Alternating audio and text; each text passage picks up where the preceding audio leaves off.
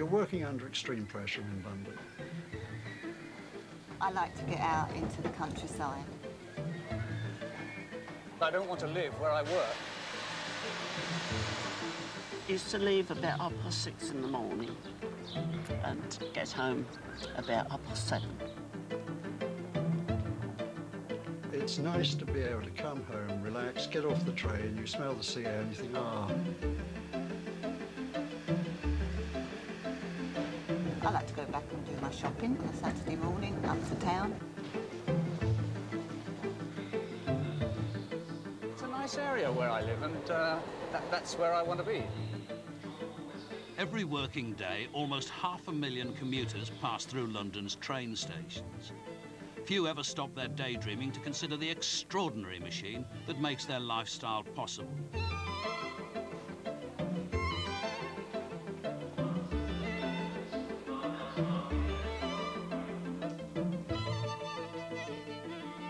But London's railways were not built for commuters. In the beginning, the whole system operated by steam.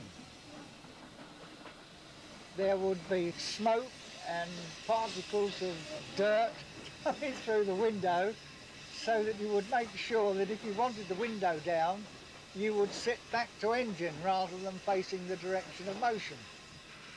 But a few specks of soot was a small price to pay to get out of filthy and overcrowded central London.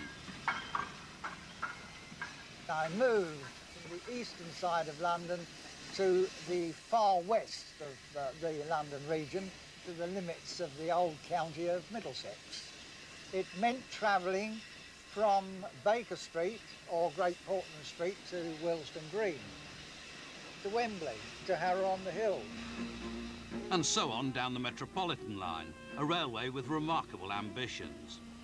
In the mid-19th century railway boom, the Met was part of a grand plan to link Birmingham, London, and through a tunnel, Paris.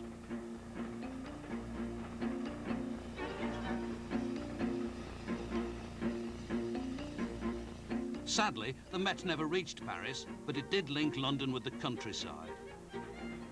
And I alighted at Eastcote Station, which is one of the little hamlets to the east of Ruislip, where Len Street found a new community being pioneered. Londoners played, worked, and travelled. It was the age of Metroland.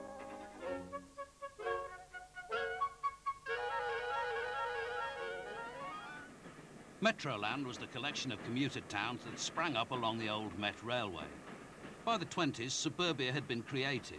For its residents, it seemed to offer a better way of life. For the Met, it meant radical modernisation.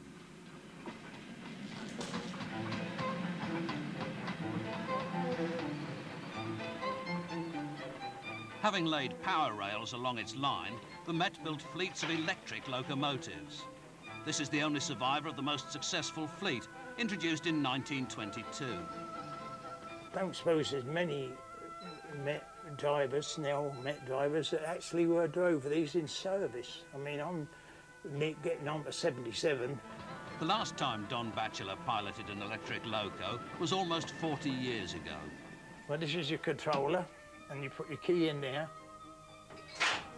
Right, that's the first notch. That's in series.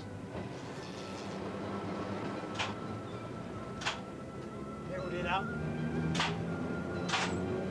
They were slow off the mark because you were pulling 6 coaches behind them, which was dead weight, nothing pushing. Then we put it over into full. That's full parallel. That's off. And it feels lovely. Though I wish I was back on it again now. Oh, yeah.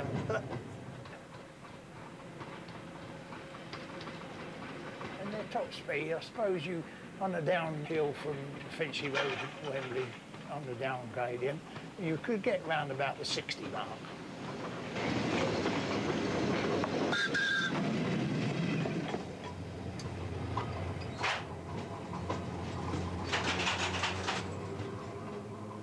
The trouble was that getting them up to 60 was the easy part.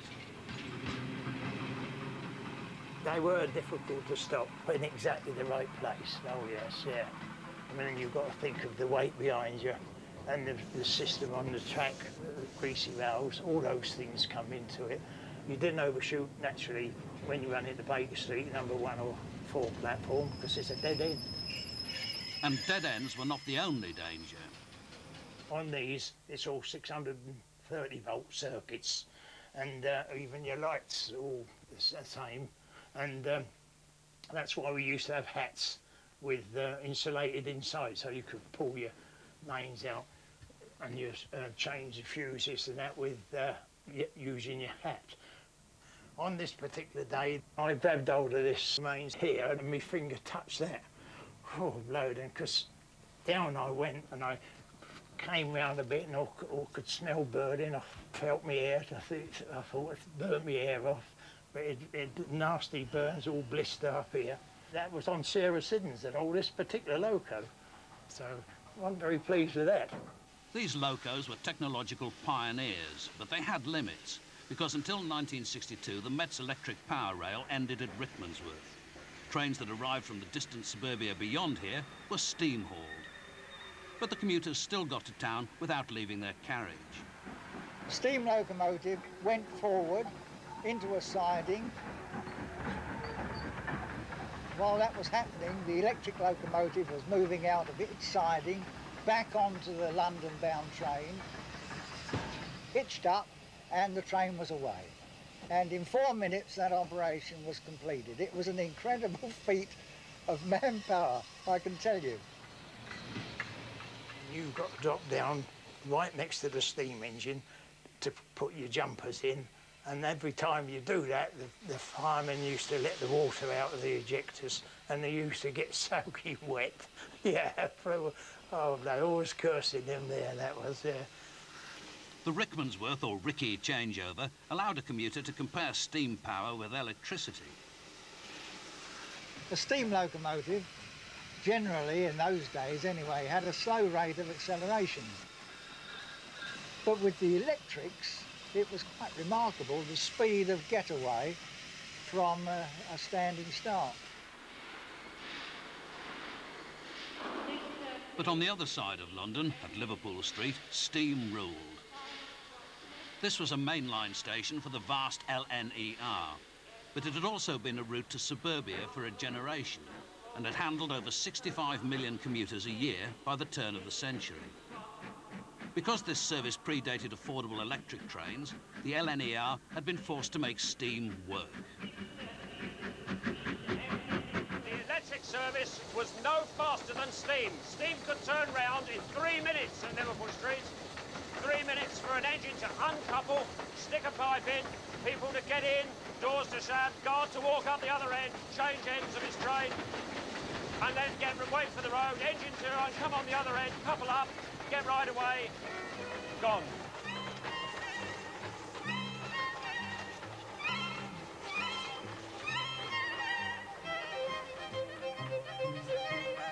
During the 20s, the rural Lee Valley, northeast of London, was turned into a suburban paradise. And the steam train service that made this happen became a local hero. It even had a nickname. In the early days, when they first started it, they had yellow and red and blue colours painted on the carriage sides over the doors. This would tell passengers which was first, second and third class, and the colours being rather bright were called jazzy, so hence the jazz was developed. On the jazz, green meant ladies only. It was an old-fashioned world. My mother said you should travel in the ladies only, much safer, which I did. And there was this rather formidable team of ladies in the compartment, old secretaries, of which I am now one of. But, I mean, they looked at you, didn't they? Just looked at you. Yeah. And you sat there, and if you got in before they did and happened to take one of their seats, well, nothing was ever said. Glared at you, glared at you. Doomed.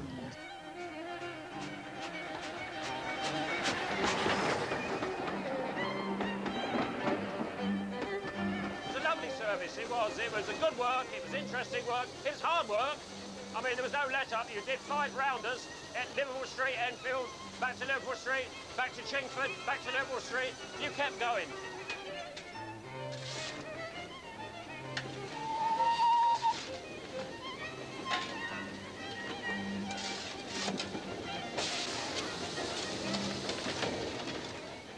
I mean, everybody worked in the city in those days. Yeah, but there was a crowd of us, wasn't there? Oh, it was our crowd. Yeah, yes. we filled up one of these compartments quite easily, and we had quite a little club, really. Yeah. And we made a lot of friends. And you didn't ask them their names in those days, and if you did, they would say Mister. And so we nicknamed everyone, didn't we? It was Russian Spy. Russian Spy. Yeah, he was foreign. The compartments were 10 to a carriage, 10 carriages, 6 each side, and 6 standing. That was a lot of people. And then there was the Major, I don't remember. Yeah, the Major worked for the Corps of Commissionaires. Yes. The Jazz was hauled by a specially designed loco. It was called the N7. They were first introduced in 1914, and 135 of them were built to run the services. And the crews loved them. They were good, comfortable, clean, good riding engines, 3 steamers, economical. They're a nice machine all round. The N7 was straightforward. 6 small driving wheels and great power from a compact boiler.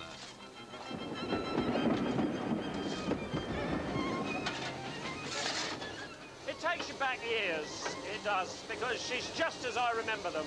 I mean, they were a lovely engine. They were always boss of the job. By 1930, London had almost 1 million commuters. Without this workforce flooding in from suburbia, the city would have ground to a halt. From now on, the humble commuter train would be essential to London's survival.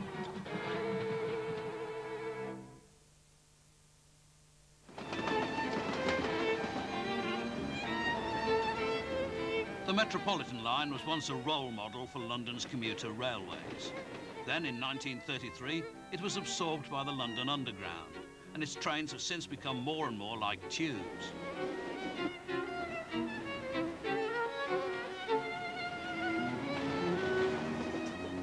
Old Met drivers called tube trains tin cans, and it's hard to imagine these 30-year-old A60s inspiring social change. But mass transit has changed Londoners' lives. This is a garden on the Becontree estate at London's eastern edge. In the 1930s, Becontree was the world's largest housing estate and offered the dream of suburbia, even to the poor, like Phoebe Kirk and her family. We were living in Islington in 2 semi-basement rooms. Then Phoebe's baby son David got pneumonia and was dying in the Victorian slums.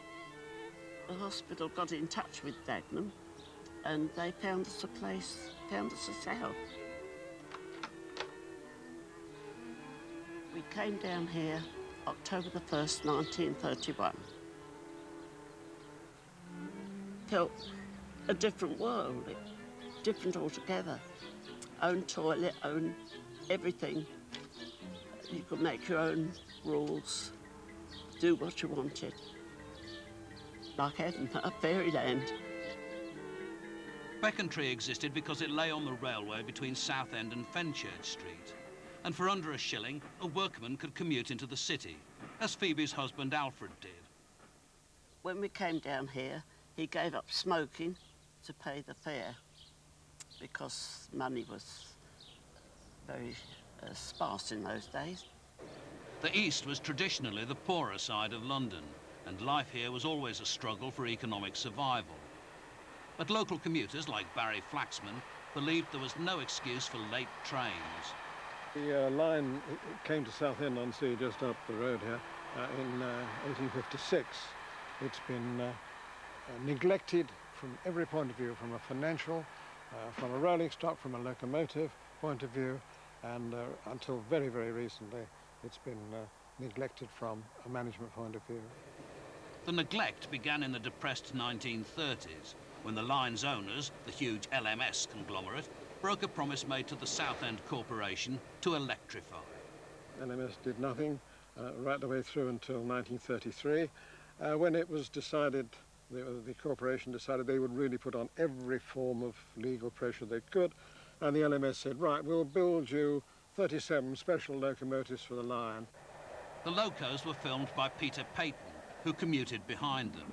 He was a train spotter, and so he noticed that these locos were rather special.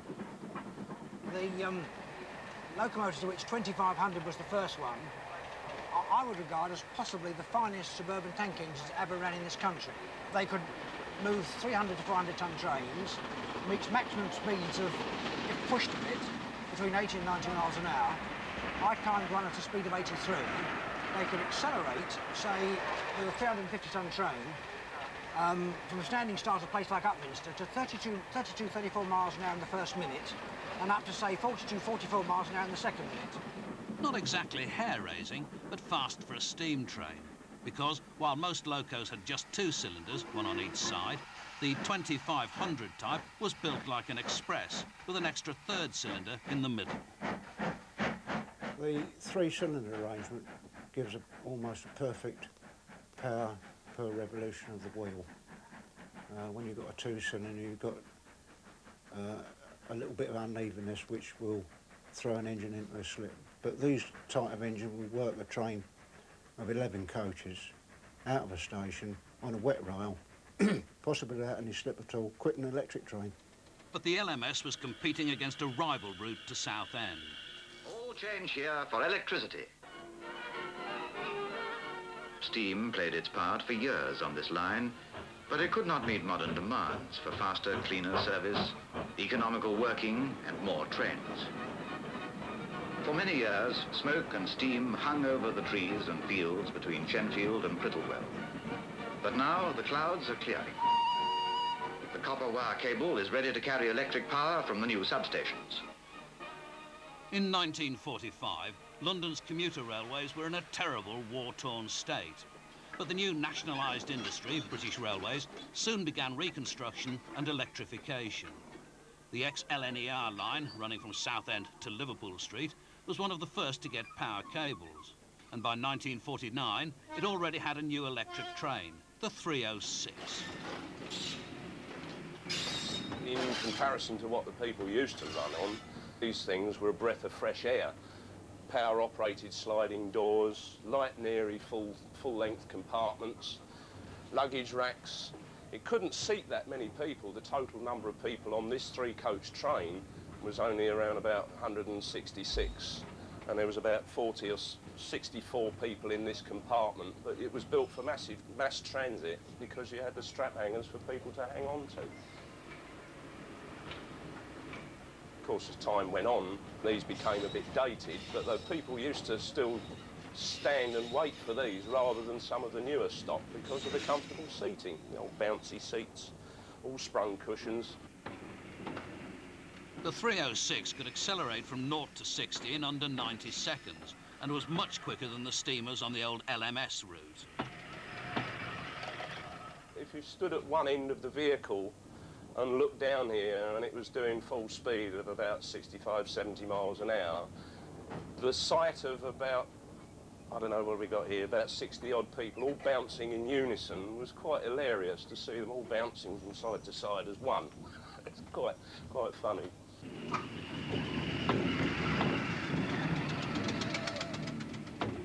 With the electrification, you could safely sit down in a carriage and get out without having to sort of send your suit to the cleaners, which one had to do quite frequently on a steam train.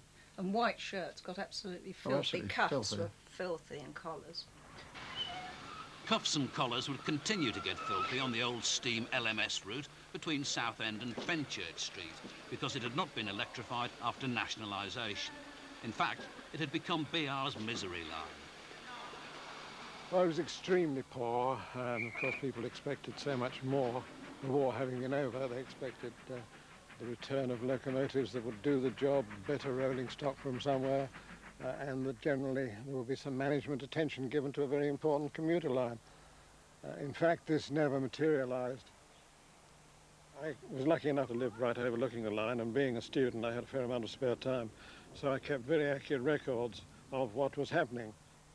The origin of the train either at Fenchurch Street, Tilbury or Shoebury. Perhaps we better now just wait for the 1340 out on its way to Shoebury. Then I entered how late it was running against the schedule. Here we are in August, trains running 20 late, 10 late, 34, 27, 19, 19, 21, 18 late, 31 and so on and so on. So I started writing letters to the press. Mr. Henry Channon MP, the Council and the Railway Travellers Association should immediately combine to apply pressure on the apathetic railway company. It's the obvious solution to the present disgraceful situation. Yours sincerely, Barry K. Flaxman. And I believe that the letters which I was putting in the press at around about the age of 18 didn't read quite as if they were from somebody of my age, rather of an old disgruntled gentleman, perhaps in his 50s or 60s. And finally the mayor and town clerk said, well, you better come along with us to the railway executive and express your views and tell him how to do it better. Barry Flaxman devised a new timetable so that fast trains weren't stuck behind slow ones, and trains no longer detoured beyond Southend to get their windows shut. It worked until 1961, when electricity finally reached the Misery line.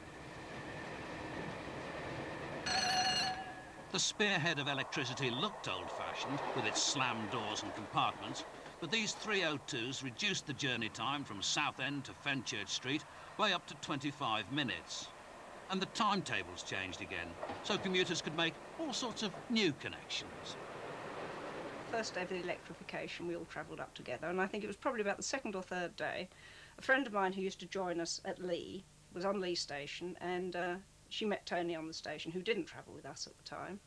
And she said to him, "You travelling up on your own?" So he said, yes. So she said, well, come along and join the crowd in our carriage. I got in and found there was a seat available, and of course, going up on those trains, on the commuter trains, we used to pass the time very often, a number of us, by playing cards. And my first introduction to Chris was basically asking her to move from a corner seat so that I could sit opposite the chaps I was going to play with, meeting with a smart refusal. Well, one thing led to another, as you will appreciate, and we started going out together. And we were married about a year later, and we've now been married 32 years. No complaints. I'm forced to say that, of course. And 2 grown-up daughters. The Hordens had both retired by 1980, but the 302s soldiered on. Then in 1996, BR's old Misery line was privatised. The new owners, the LTS and Railtrack, have invested millions in electronic signals and to replace the 40-year-old 302s. Another new era has begun in Suburbia, but it will only last if the lessons of the past are remembered.